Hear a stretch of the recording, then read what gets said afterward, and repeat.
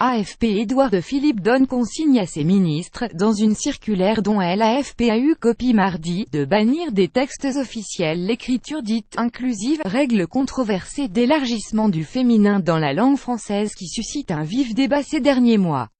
Je vous invite, en particulier pour les textes destinés à être publiés au journal officiel de la République française, à ne pas faire usage de l'écriture dite inclusive, écrit le chef du gouvernement, dans cette circulaire à paraître mercredi dans ce même jour.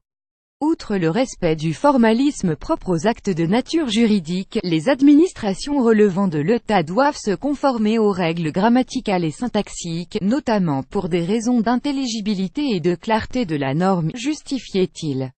L'ancien maire du Havre demande à ses ministres de veiller à la bonne application de ces principes par l'ensemble des services placés sous leur autorité. Porté par des cercles féministes mais rejeté par l'Académie française notamment, l'écriture inclusive remet en cause la règle d'accord de la langue française, jugée sexiste, selon laquelle, au pluriel, le masculin l'emporte sur le féminin. Elle se traduit par des graphies comme « les députés » (ES) ou « les électeurs » (RICE) (S) ou par une règle d'accord avec le sujet le plus proche, par exemple, Louis et Louise et Belle.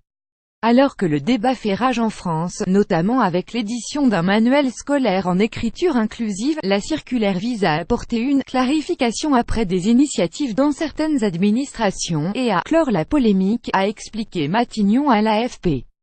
Ce qui n'empêche pas le gouvernement d'être par ailleurs résolument engagé dans le renforcement de l'égalité entre les femmes et les hommes, selon le texte de la circulaire. Dans sa note, Édouard Philippe précise par ailleurs les règles d'accord qui doivent s'appliquer dans les actes administratifs. Dans les textes réglementaires, le masculin est une forme neutre qu'il convient d'utiliser pour les termes susceptibles de s'appliquer aux femmes, indique-t-il.